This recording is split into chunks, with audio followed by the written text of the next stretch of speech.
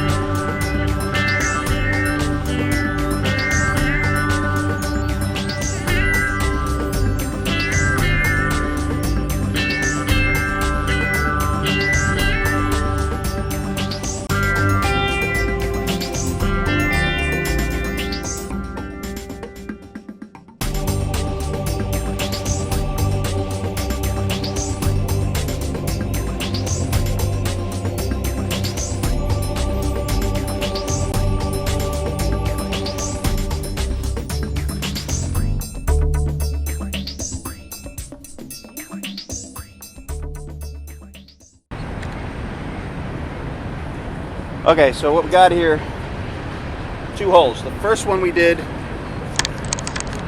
we drilled, this is just basically with one of those door hole key kind of driller, okay? But it was, the pipes were a little bent, so we widened it with this bit here. I don't know if you can see that or not. I don't know where my camera is. There we go. Sorry. This bit here. Yeah, that just made it a little wider. Then we use this one, which is angled, okay, just to kind of round out this aspect a little bit. So we'd have more, because the pipe's a little bit angled. I did that one just because I was curious. This is really all I needed to do. We did that for all the holes, just a tiny bit all the way around for the most part. Now we're going to see if she fits, so stay tuned.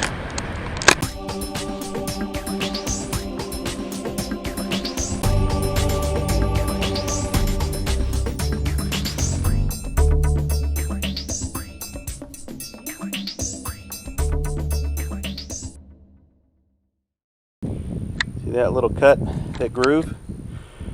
We are using two different types of plywood, two different sizes. And the reason is because we're trying to cut down weight. There's a lot of weight we're adding to this bus. We jacked up the roof, we had a lot of steel. So I figured if we used a smaller, thinner plywood up on the top, it really is not supporting a whole lot of, it's not structural. The big stuff's pretty much attached to the bottom half. That piece will sit behind this, and with some glue in there, that'll help those two, the skinnier piece, which is as thick as this cut we just did right here, it's about 3/8, tiniest smaller than 3/8, and that'll push it together with some wood glue, make a good union. That's the idea. Everything's fitting together as much as we can. Now I understand there's going to be a little lip here, but we'll show you how we're going to deal with that later. So now let's see if she fits.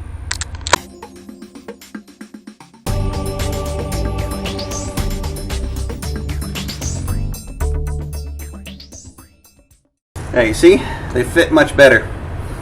There's a little bit of angle. See, we angled that out.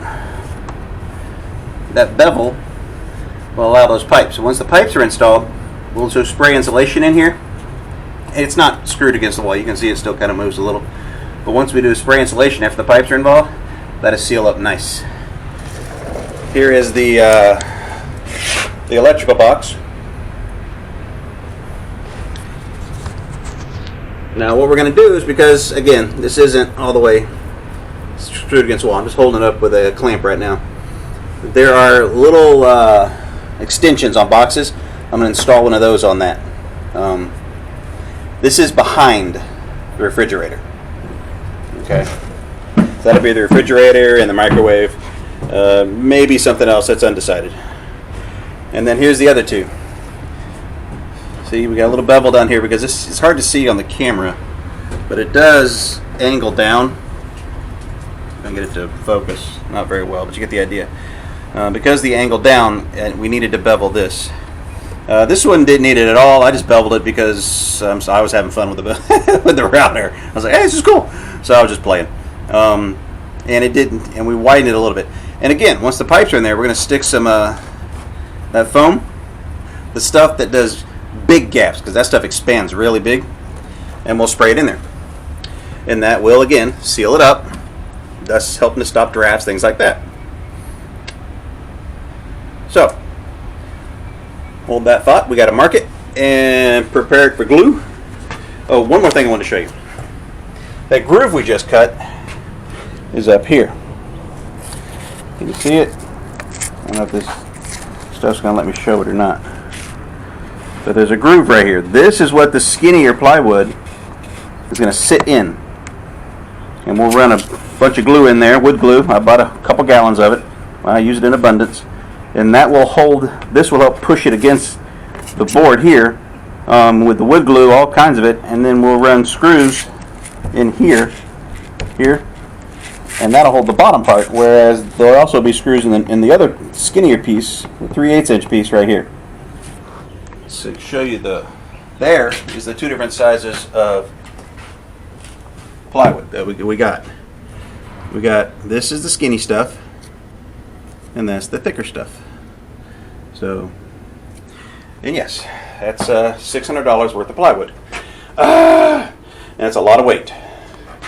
So let me take this back. You enjoy the earthquake while I move you back over here. We're going to mark so we know where to pour the glue, because I'm not going to pour the glue on the wall. I'm going to pour it on the board, but we got to get everything ready to receive. So you just sit there and be bored. Holy fuck. That is so not funny. Now, I'm not worried about the marker being too visible on this one, because pretty much this board down, with the exception of a few spots in the bus, it disappears. You'll have cabinets in front of this one, they have a sofa in front of that one. The one over where the table is going to be, that's one of the few spots you'll actually be able to see this piece. For the most part, it's just structural. So we mark. We want glue there. We want glue between those spots. We want glue between those spots. There and there.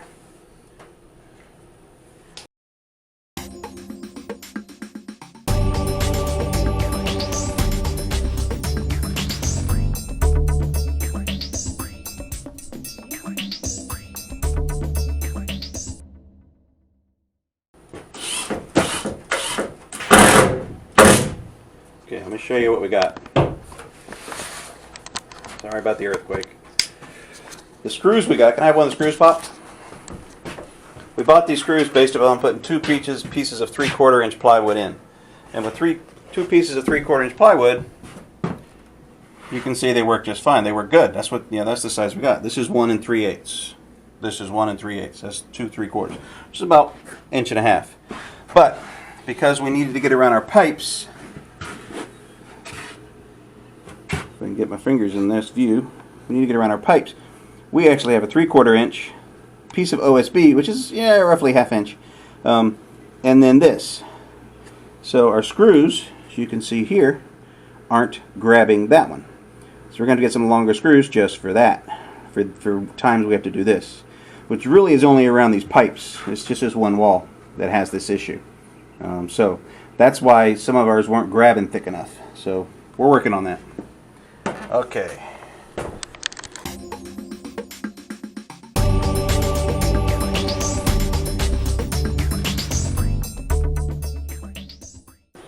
Okay, you on the hook, Pops? Yes. Don't put it on the wall yet, babe. Oh, I want one blue line, not 6. alright. Okay, you said it's on the hook? It's on the hook. Okay, go ahead and slide it all the way down so it's against the wall. Okay. Hold on. I'll pull the slack out of it if I can. We're missing some marks. What? 65.5 is right up here. We're going with a straight line. Okay. Yeah, because nothing is. All right. Oh, I get to snap it? Hold on, gotta get it tight. Get it Okay, tight pull your that way. wire back so it's out of your way, This? and then let's get a snap. Snap? Yeah, All right. gotta get a good snap though, because that's a long line. Like this? Yep. It snapped way down here. That's because you had it at an angle. Well, Pull the wire up out of your way. Pull it straight back. How's that look? I think that looks good. Snap that all on the floor. Snap that. Okay. Can you unhook me?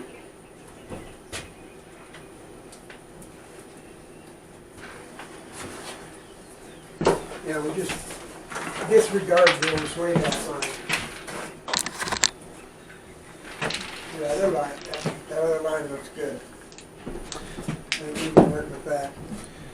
This.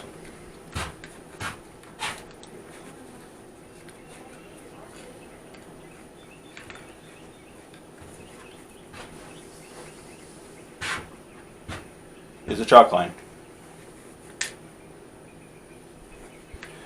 This is a chalk line. Here's the thing. We needed a straight line, standard carpenter speed line. They went from the front of the bus all the way to the back. This is what we're doing. From one end to the other, we have to have a ledge because our ceiling, not roof, that's the roof. Our ceiling is not going to be round. We're going to square it off. So it's going to have two angles like this. Okay, and then it's going to have one that goes straight across. That'll give us access to put wires, whatever else we want to do. Plus, that's the look we want. Okay, but in order for it to do that, where the wall comes up, I need to be able to put a piece of plywood up to it, and it needs to be straight because the ceiling part needs a straight ledge. So all of that half-inch plywood we're about to put up, the 3/8-inch plywood, needs to have a complete straight line. So all the measurements we're going to take for that will be based on that blue line.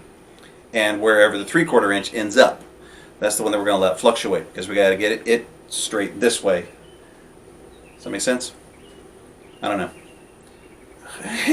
If you got a master carpenter that's willing to give up free time and come out here and hang out for the, what do we pay him in?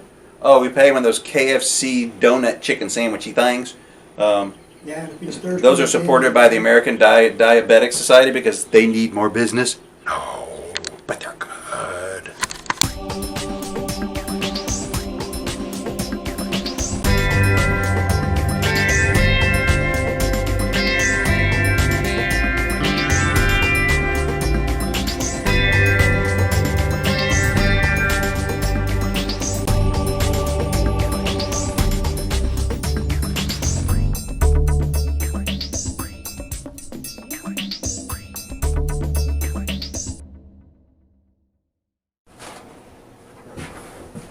Okay, so mark where we're going to put glue.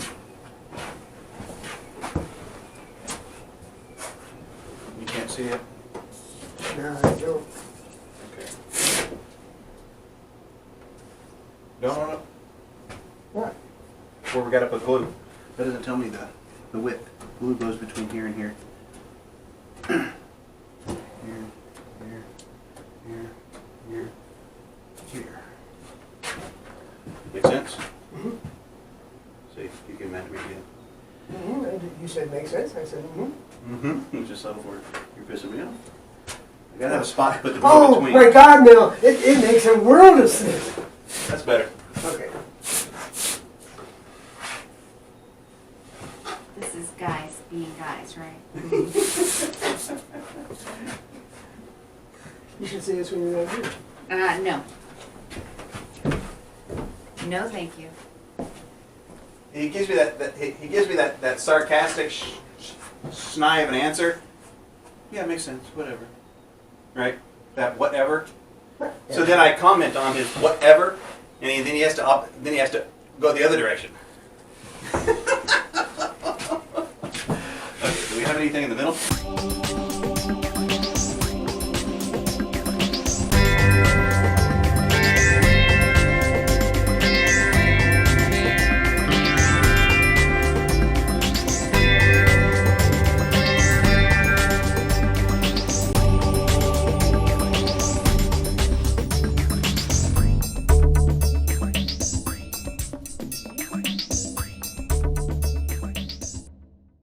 Okay, it's time for the earthquake. Hold on.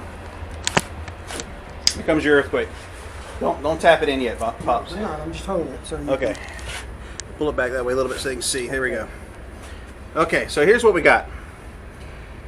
The screws we got were big enough to go through 2 of these. That's 3/4 inch plywood.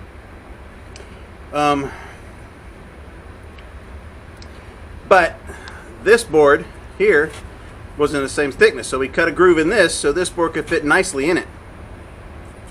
Right here. Here's the problem. When we engineered that, we completely forgot that we had put this in. This little piece of OSB, because behind this is where the pipes are. So that one had to be a little further out. So that being said, we cut a little 2-inch strip, and we're going to now put a whole bunch of glue in there and tap that down in to this groove. And that will seal it all together.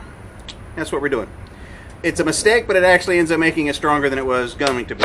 So, let me put you back over here. Here comes your earthquake. As you said before, we're going to show you our mistakes. As we make lots of them. Okay, so that's where we're working, right in that area right there. Let me get the glue, which is, what do we do with it? Here it is.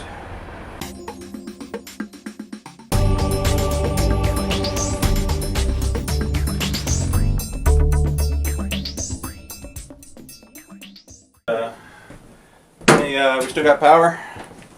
Okay, let's do an earthquake and I'll show you what we just did. The after effects. Because my wife likes it when I talk about it. She says it just looks silly, just music all the time. Nobody understands what's going on. I'll go clean up outside. Thank you, sir. Okay, so looking down the wall. This piece here, 3/4 inch. That's 3/8. 3/8. Remember, the reason we put this piece in was a spacer. It locked in this piece here. Okay? So that actually worked to our benefit to have it done that way. It was kind of a boo-boo, but we're making the best of our boo-boo. This box here, that square box right there, that is actually going to be a 4-gang box. There'll be a receptacle. There'll be a switch to turn on the water pump. There will be a switch to turn on the refrigerator, or turn on and turn off the refrigerator, and there will be one to turn on the light over the sink. And when I say turn off and turn on the refrigerator, here's the thing. On the other side is the cooking area. When we want to cook using the larger implements like the air fryer and some stuff like that, or if we just want to turn on the microwave, because we want to get a bigger microwave, we don't want the refrigerator coming on at the same time and us having issues with that. So if we just have a switch, we can kill it so the refrigerator won't accidentally come on. The switch for the water pump right there is going to be a 3-way switch. There'll be one there and there'll be one in the bathroom so you can turn it on if you forget. You don't got to get in and out. Or in case somebody decides to be funny and turn it off out here, you don't got to come all the way out here all soaked up to turn it back on. Now a 3-way switch is basically the kind you would see in a long hallway, where each end of the hallway has a switch that controls the same light. That's a 3-way. So that will be one there, and we have not installed it yet, but there will be one over there somewhere. We're working on its location. Water for the shower. Window. Yes, we'll pretty that up. We're not actually going to pretty it up probably till we get to New Mexico, because we're going to do the other 40% of our build there, the pretty stuff there, and some other stuff. But meat and potatoes we're doing here. That's where we're at. So, stay nerdy, my friends.